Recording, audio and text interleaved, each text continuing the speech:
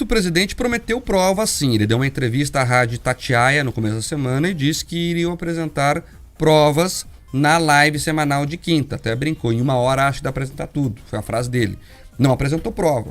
O presidente falhou nisso. Ele prometeu e não apresentou prova nenhuma.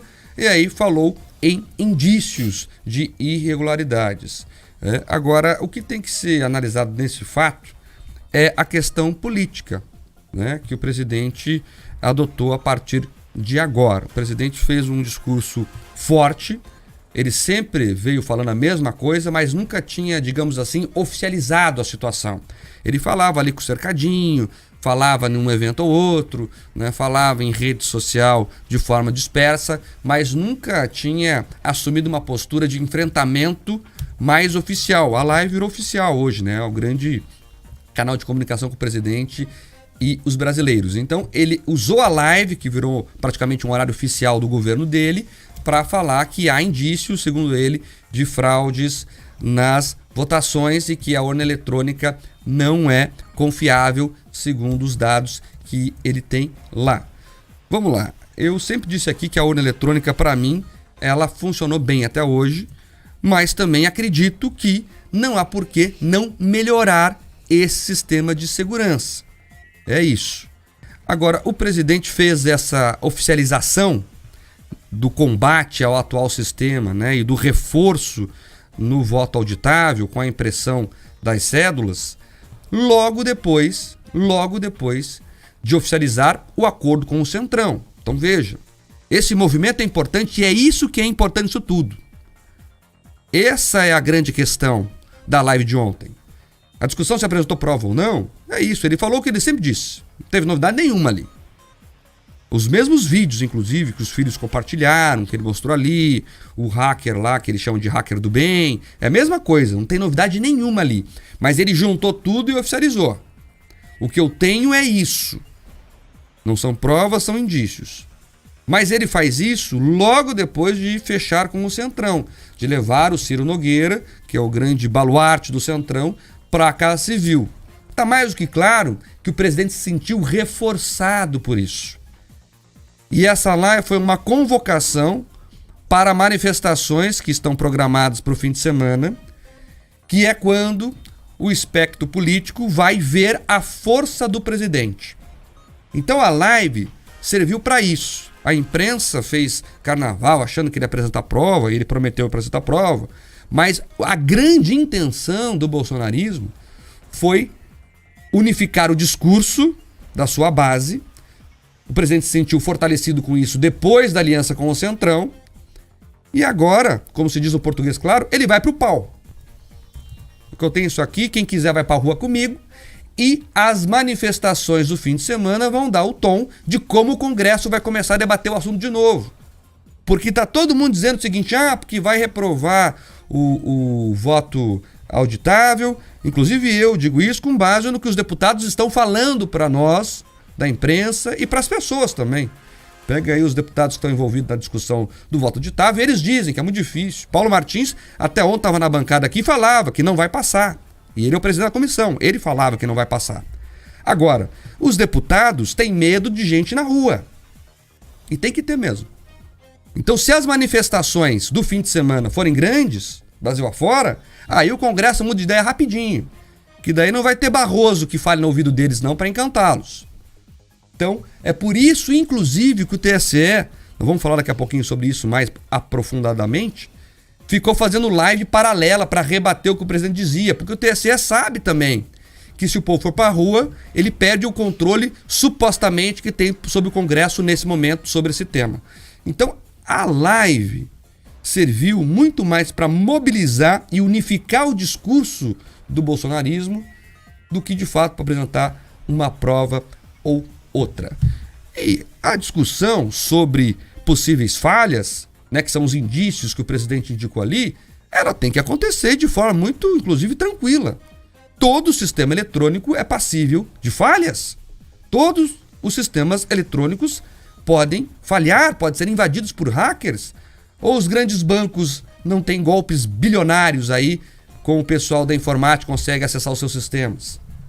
Ou nós mesmos, no dia a dia, não somos vítimas de golpistas pela internet. Então é um sistema que é passível de falha, sim, todo sistema é. Todo sistema é. Não sei se teve ou se não teve, mas ele é passível de falhas. E o que se quer é aumentar a segurança. Quer um indício, por exemplo? O presidente falou lá, eu vou falar aqui. Quem é de Curitiba vai lembrar. 2019, teve eleição para o Conselho Tutelar em Curitiba. Os ouvintes vão lembrar disso. As urnas eletrônicas foram usadas, foram cedidas pelo TRE, as mesmas urnas eletrônicas que usamos nas eleições, e foram usadas na votação. Houve uma falha no sistema, os arquivos foram corrompidos e a eleição teve que ser refeita. Vocês lembram disso? 2019, Curitiba. Depois busquem no Google quem não lembra. A eleição teve que ser refeita porque os arquivos foram corrompidos e o resultado foi alterado. O TRE admitiu o problema e refez a eleição, ajudou a refazer a eleição, emprestou de novo as urnas. Porque houve uma falha lá, segundo se apurou na época, do servidor que não colocou a foto direito, trocou a foto com o nome, uma confusão lá, não lembro exatamente o problema. Mas eu lembro muito bem, com clareza, que a eleição teve que ser refeita com urnas eletrônicas porque houve falha no sistema. Então, o que se quer, o debate do voto auditável, é se ter a chance de provar que a urna funciona. Porque o debate é esse. O debate é esse. A urna funciona. Funciona tão bem que não temos medo de auditagem. Se o seu João, que vota lá em Paranavaí, quiser comprovar que o voto dele estava nessa urna, vai ter lá o dado digital e também vai ter o dado físico. E eles vão bater. É isso que se quer.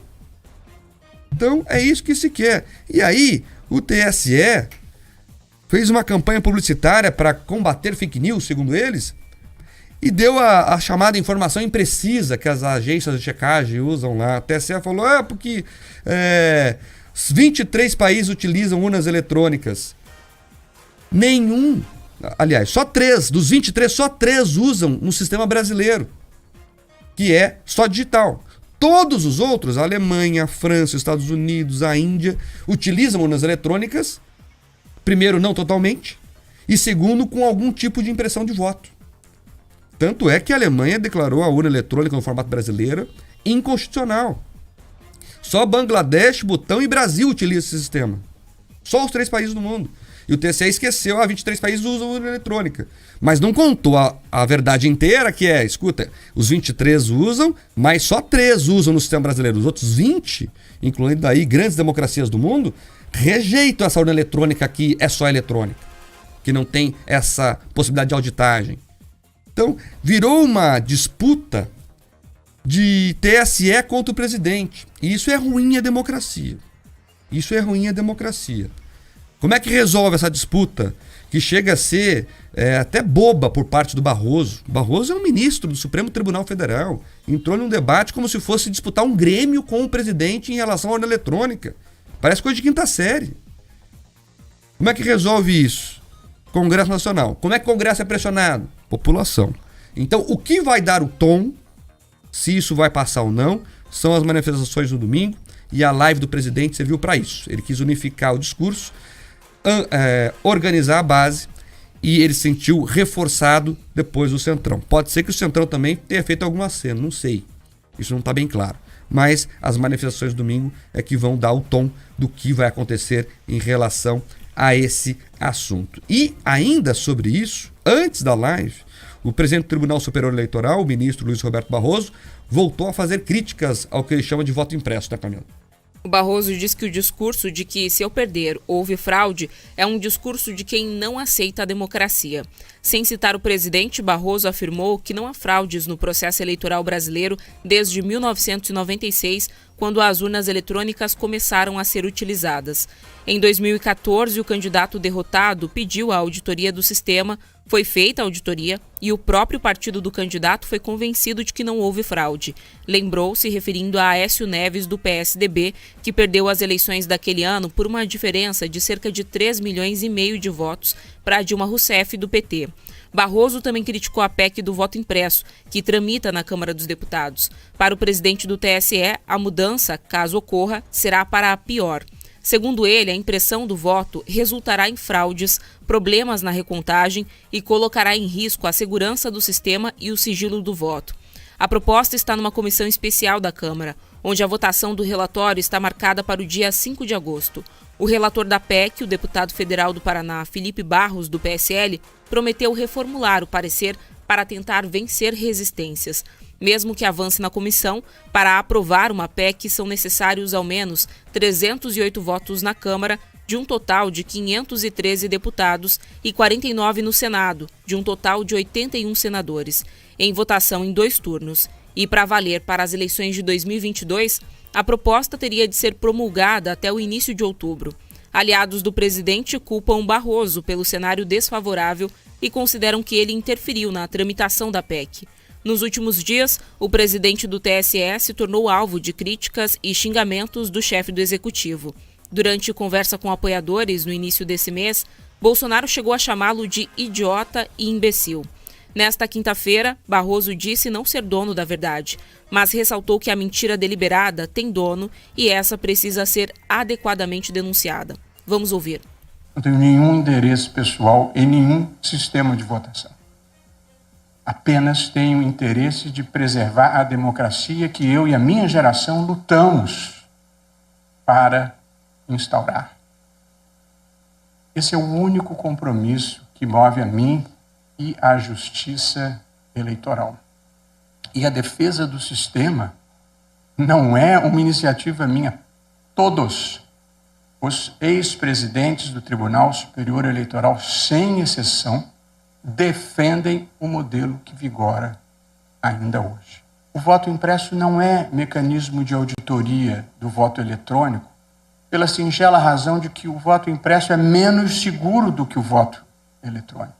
Você não cria um mecanismo de auditoria menos seguro do que o objeto que está sendo auditado. O Barroso falta com a verdade ali, porque o que acontece do voto impresso, ele dá a impressão que as pessoas vão votar em cédulas, vão marcar X em cédulas, e não é nada disso. A pessoa vai continuar votando na urna eletrônica e a urna vai dispensar aquele registro eletrônico também de forma impressa. E essas cédulas ficarão guardadas. E se alguém tiver alguma dúvida, vai poder confirmar o registro impresso com o registro eletrônico. Ou isso será feito por amostragem, aí vai ter uma regra lá. Então, o que se dá a impressão é, veja, vamos regredir porque vamos ter cédulas, mas ninguém vai marcar X em cédula.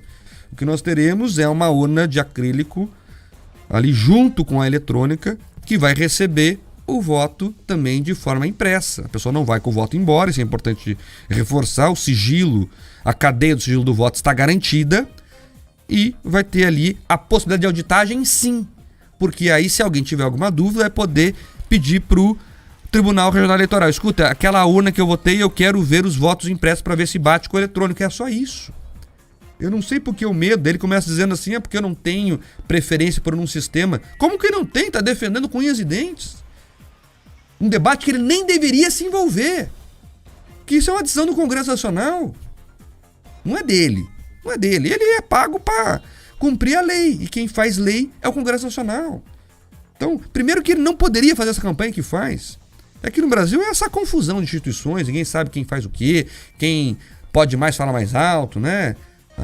O filho chora, a mãe não vê. O Brasil é isso.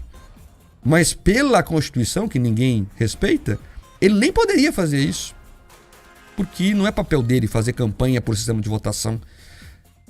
O Barroso reduziu o tamanho dele. Ele virou um defensor de sistema de votação. Um defensor de X ou Y, quando ele deveria ser um magistrado imparcial. Veja, o Barroso é o presidente do TSE. Ele vai comandar o processo eleitoral em boa parte.